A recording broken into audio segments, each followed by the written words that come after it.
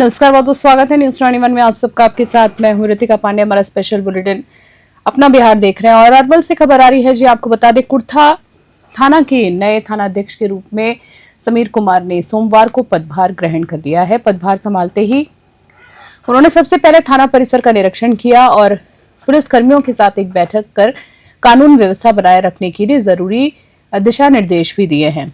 समीर कुमार ने कहा है कि उनकी पहली प्राथमिकता क्षेत्र में शांति और कानून व्यवस्था बनाए रखना है। उन्होंने अपराध नियंत्रण और अवैध गतिविधियों पर रोक लगाने और आम जनता की सुरक्षा सुनिश्चित करने को भी अपना मुख्य लक्ष्य बताया है। उन्होंने ये भी कहा है कि जनता की समस्याओं का तुरंत समाधान किया जाएगा और थाना हमेशा आम लोगों के लिए खुला रहेगा। बता दें, नए थानाध्यक्ष ने क्षेत्र की शांति प्रिय लोगों से सहयोग की अपील करते हुए कहा है कि असामाजिक तत्वों पर पुलिस कड़ी निगरानी रखेगी, नजर रखेगी। साथ ही साथ थाना के सभी अधिकारियों और पुलिसकर्मियों ने उन्हें फूलों का गुलदस्ता और बुके देकर सम्मानित किया है। अरवल से रंजन कुमार की स्पेशल रिपोर्ट।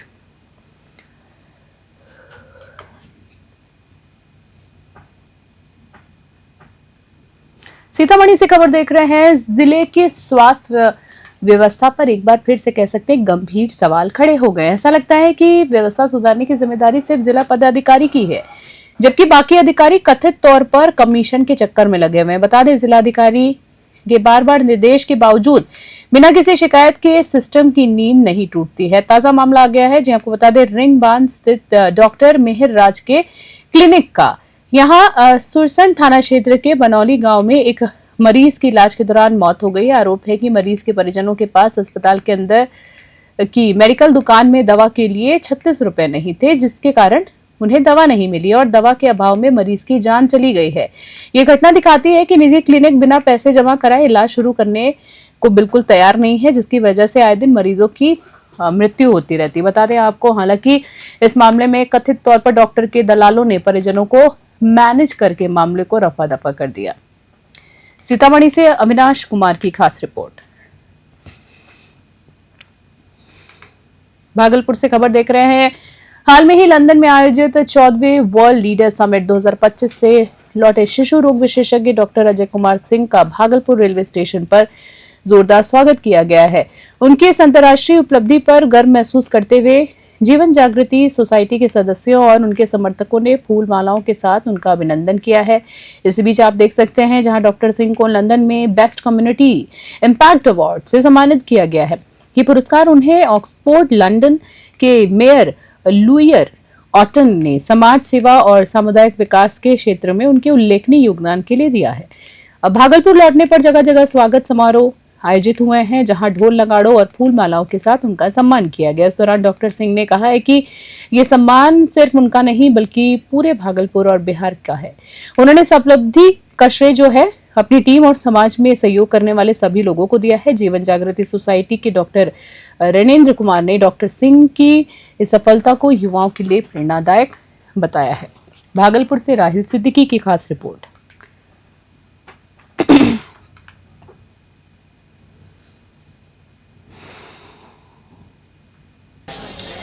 अच्छा लगा, खास करके ऑक्सफोर्ड यूनिवर्सिटी जाना और वहाँ सम्मानित होना, अवार्ड होना बिहार के लोगों के लिए, अपने लोगों के लिए, खुद के लिए बहुत गौरवान्वित करने का क्षण था। क्योंकि बिहार से मैं अकेला था। 30 देशों से लोग, ऐसे लोग आए थे जो सामाजिक कार्यों में, जिन्होंने मूल चूल परिवर्तन किया है, लोगों के चेतना में परिवर्तन किया है। और ऐसे में हम वहाँ पहुँचे और हमारा सिलेक्शन हुआ।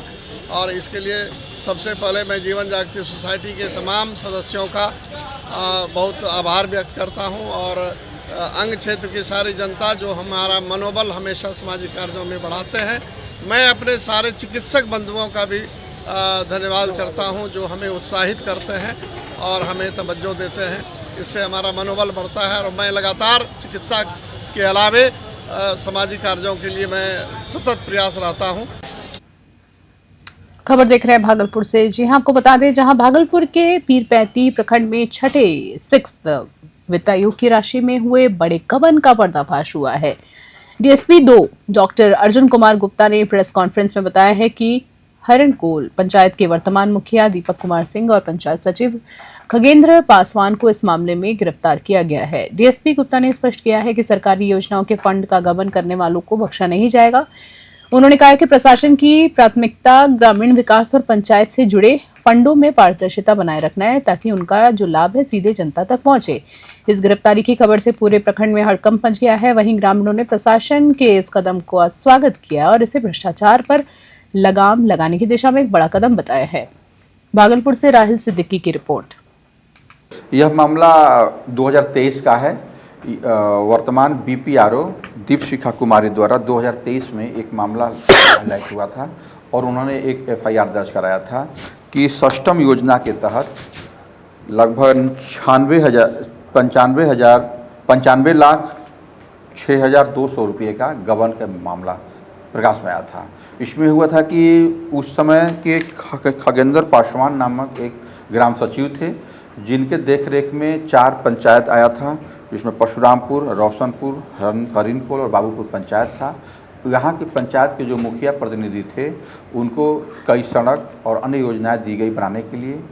वो लोग योजना के तहत जो पैसा निकाले लेकिन उसकी जगह पर जो सड़क बनानी थी, जो योजना में कार्य करना था, उस कार्य को नहीं किए।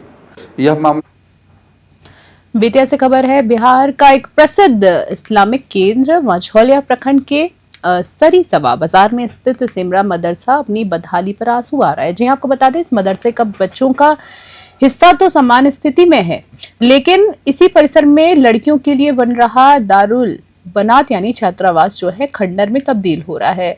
बता दें, लगभग 500 लड़कियों की शिक्षा और आवास के लिए बनाए जा रहे इस हॉस्टल की आधारशिला तत्कालीन केंद्रीय शिक्षा मंत्री अर्जुन सिंह ने रखी थी।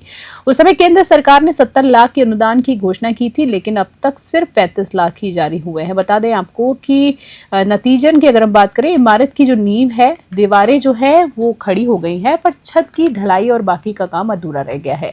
इस वजह से बेटी बचाओ बेटी पढ़ाओ जैसे सरकारी नारे भी इस जगह बेअसर दिख रहे हैं। मदरसे के पदाधिकारियों और स्थानीय ग्रामीणों का कहना है कि अल्पसंख्यक वोट सिर्फ राजनीति का ही केंद्र बनकर रह गया है। चुनाव में सभी दल मुस्लिम वोटरों को लुभाते हैं, लेकिन उनकी बुनियादी जरूरतों पर ध्यान नहीं दिया जाता है। बेतिया से बिंदेश्वर कुमार की खास रिपोर्ट। मानव संसाधन मंत्री अर्जुन सिंह को हम लोगों ने लाया यहाँ। वो आए, मदरसा देखा, सब चीज देखे और पूरे इस इलाके को देखा। उन्होंने ये भी कहा कि ये सुदूर देहात में मदरसा बच्चों का इतना बड़ा है कि हम सोच भी नहीं सकते थे। तो उन्होंने खुश होकर के लड़कियों के तालीम के लिए एक फंड दिया 70 लाख रुपए का, और केआर के लिए उन्होंने ऑडिटोरियम के लिए 80 लाख रुपया दिया, जिसमें से 50% की राशि हम लोगों को मिली और कुछ अपने पास से मिला के 46 लाख रुपया हम लोगों ने खर्च कर दिया इसके मुतालिक। मैं सदर मुदर्रिस बशीर अहमद, जामिया इस्लामिया कुरानिया सिमरा। हम लोग जहाँ खड़े हैं, बहुत पहले अर्जुन सिंह आए थे, लड़कियों के लिए कुछ फंड दिए, कुछ मिला कुछ नहीं मिला। जितना मिला कुछ अपने पास से मिला करके लड़कियों के लिए एक इदारा हम लोग बनाना शुरू कर दिए। दीवार मुकम्मल हो गई, पैसा नहीं मिला सरकार से और आवाम से भी, तो छत नहीं ढला पाया। अब इसकी ज़रूरत है, बहुत सख्त ज़रूरत है कि ये छत डला जाए ताकि इलाके की गरीब बच्चियाँ इस मदरसे में आ करके अपनी तालीमी प्यास बुझा सकें। तो हमें सरकार से भी दरख्वास्त है और आवाम से भी दरख्वास्त है कि सब लोग मिलकर तवज्जो दें इसके तरफ, ताकि ये इदारा अपने उरूज पर पहुंच करके और जिस खिदमत के लिए इसको बनाया जा रहा है वो खिदमत अंजाम दे सके। शिक्षक संघ बिहार पूर्वी चंपारण इकाई के आहन पर जिले के विभिन्न प्रखंडों से आए शिक्षकों ने अपनी 16 सूत्रीय मांगों को लेकर एक दिवसीय धरना प्रदर्शन किया। शिक्षक सबसे पहले बंगला मध्य विद्यालय में जमा हुए हैं, जहां आपको बता दें, और फिर एक जत्थे के रूप में डीईओ कार्यालय तक मार्च करते हुए पहुंचे। इस प्रदर्शन में शिक्षक संघ बिहार के प्रदेश अध्यक्ष केशव कुमार, जिला अध्यक्ष सतीश कुमार सिंह, जिला संयोजक बलेंद्र सिंह, कोषाध्यक्ष फखरुद्दीन अहमद, उपाध्यक्ष तुमन रमन और अभय सिंह और मीडिया प्रभारी कुमार लक्ष्मी प्रकाश सहित सैकड़ों शिक्षक मौजूद थे। मोतिहारी से अमरजीत सिंह की ग्राउंड रिपोर्ट देख रहे हैं आप। जी, हम इस धरना के माध्यम से इस डीओ कार्यालय में डीओ साहब को यह समझाने आए हैं कि हमारी जो 16 सूत्री मांग है विगत 2 महीना से आप जब से आपका योगदान हुआ तब से हम लोग मांग कर रहे हैं, लेकिन उसका अभी तक डीओ साहब के तरफ से उसका समाधान नहीं निकला। इस डीओ कार्यालय में भ्रष्टाचार का आडंबर लग गया है। किसी शिक्षक का 2 महीना से, किसी शिक्षक का 6 महीना से, किसी शिक्षक का 8 महीना से वेतन भुगतान नहीं हुआ है, और इनके कानून में बात रखने के बाद भी आज तक वेतन का भुगतान नहीं हुआ और कार्यालय में भ्रष्टाचार से भरा पड़ा है। देखिए, लगातार कई वर्षों से सरकार जो हम लोग को मांग दे चुकी है, जो ऑलरेडी नियमावली में है, जिसके लिए सरकार द्वारा पत्र निकाला जा चुका है, जिला के पदाधिकारियों के तानाशाही रवैये के कारण वो पूरा नहीं हो रहा है। जैसे शिक्षकों का 8 वर्ष बाद जो बेसिक ग्रेड में शिक्षक है उनका स्नातक ग्रेड में, और जो स्नातक ग्रेड के शिक्षक है उनको प्रधान शिक्षक के पद पर 5 साल बाद प्रमोशन होना है। सभी शिक्षक जो 12 वर्ष की सेवा पूर्ण कर चुके हैं, चाहे वो अभी नियोजित हो, चाहे नियमित हो, चाहे विशेष शिक्षक हो या बीपीएससी से बहाल शिक्षक हो, पूर्व में 12 साल की सेवा कर चुके हो, चाहे प्राथमिक विद्यालय के शिक्षक हो, चाहे माध्यमिक के हो अथवा उच्चतर माध्यमिक का, अगर उनकी सेवा 12 वर्ष हो गई है तो उनको कालबद्ध प्रोन्नति दिया जाना है, जो आज तक नहीं दिया गया। लखीसराय से खबर देख रहे हैं। संपूर्ण क्रांति राष्ट्रीय मंच के तत्वाधान में अखिल भारतीय जेपी सेनानी ने अपनी विभिन्न मांगों को लेकर आज लखीसराय समाहरणालय स्थित धरना स्थल पर 1 दिवसीय धरना दिया है। धरना दे रहे सेनानियों ने प्रशासन से कई मांगे रखी। उनमें मुख्य मांगों की बात करें तो लखीसराय जिले में 216 जीपी सेनानियों की सूची है, जिसमें जीआईआर, मीसा और भूमिगत सेनानी भी शामिल हैं। इन सभी की मांगों को प्रखंड स्तर पर निर्धारित कर उन्हें पूरा किया जाएगा। बता दें, जिलाधिकारी डीएम द्वारा जेपी सेनानियों की समस्याओं को सुनने के लिए 1 महीने में 2 दिन निर्धारित किए जाएंगे। प्रखंड स्तर पर भी उनकी समस्याओं का सुनकर उनका त्वरित समाधान किया जाएगा। इस दौरान जेपी सेनानी जयप्रकाश सिंह ने भी अपनी बात रखी है। लखीसराय से संतोष कुमार गुप्ता की रिपोर्ट। मेरा नाम जयप्रकाश सिंह। मांग हमारी है, 5 सूत्री मांगे हैं। जेपी सेनानियों के लिए डीआईआर, मीसा और भूमिगत जो जेपी सेनानी हैं उन लोगों की सूची आई हुई है। 216 की सूची है लखीसराय जिला में, लेकिन हम लोगों की मांग है कि उसको प्रखंड वाइज करके निर्धारित तिथि करते हुए उनकी मांगें सुनी जाए, पूरी की जाए। दुर्भाग्यवश 1 साल से ज़्यादा हो गया है, अभी तक कोई तिथि निर्धारित नहीं हुई है, तथा ये लोग प्रखंड में सीधे भेज देते हैं और वह आपको सूची आधार में लटकी हुई है। मेरी मांग है कि जिलाधिकारी प्रत्येक माह। पटना से खबर आ रही है। राजधानी पटना में सोमवार को दरोगा भर्ती के उम्मीदवारों ने बहाली मांग को लेकर जोरदार प्रदर्शन किया है। अभ्यर्थी पटना कॉलेज से मुख्यमंत्री आवास का घेराव करने के लिए निकले थे, लेकिन उन्हें पुलिस ने जेपी गोलंबर के पास रोक दिया है। पुलिस द्वारा रोकने पर प्रदर्शनकारियों ने बैरिकेडिंग तोड़ दी और आगे बढ़ते हुए डाक बंगला चौराहे तक पहुंच गए। इसके बाद पुलिस को हल्का बल प्रयोग कर उन्हें खदेड़ना पड़ा। छात्र छात्राओं ने बताया है कि सरकार 2023 से ही दरोगा बहाली का आश्वासन दे रही है। वहीं बात करें तो सरकार ने 2 साल पहले 1817 पदों पर दरोगा की भर्ती की घोषणा की थी, लेकिन अभी तक भर्ती प्रक्रिया जो है शुरू नहीं हो रही है। आपको बता दें, हाल में ही मुख्यमंत्री नीतीश कुमार ने भी सिपाही भर्ती के बाद नियुक्ति पत्र वितरण के दौरान जल्द ही दरोगा की बहाली करने की बात कही थी, पर इस पर कोई ठोस कदम नहीं उठाया गया है। अभ्यर्थियों ने मांग की है कि वह बिहार विधानसभा चुनाव की घोषणा से पहले दरोगा भर्ती का नोटिफिकेशन जारी किया जाए।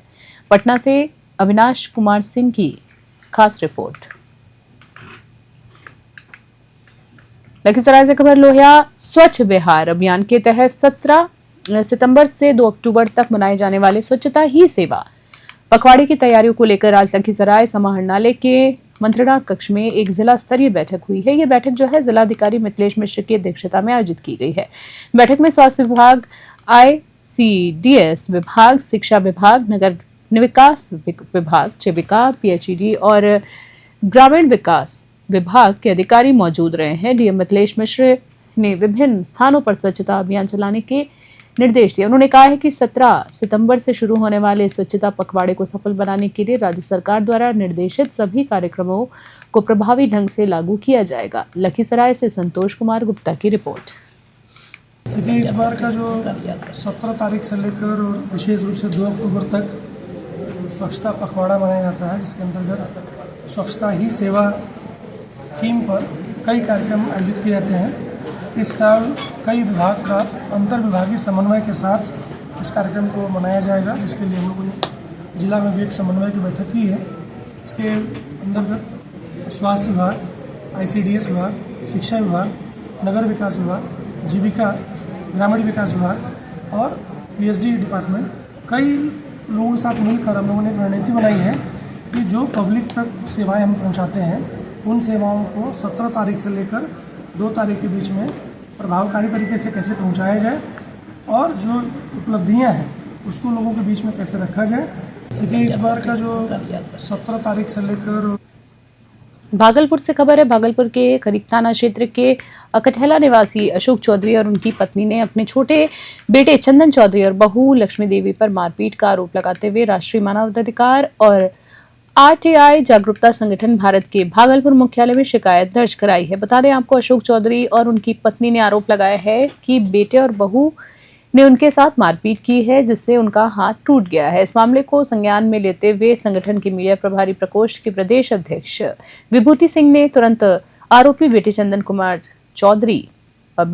चौधरी से फोन पर बात की है। चंदन ने अपने पिता के आरोपों को झूठा बताते हुए कहा है कि उनके पिता गिर गए हैं और जिससे उनका हाथ टूट गया है। संगठन ने पीड़ित दंपति की लिखित शिकायत दर्ज कर ली है और कहा है कि मामले की जांच के बाद उचित कार्रवाई की जाएगी। इस दौरान मनोज मंडल, संजीव कुमार, राजीव कुमार यादव और योगेश कुमार वर्मा सहित संगठन के अन्य सदस्य भी मौजूद थे।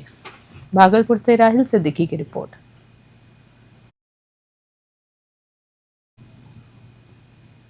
खास बुलेटिन में इतना ही। नमस्कार।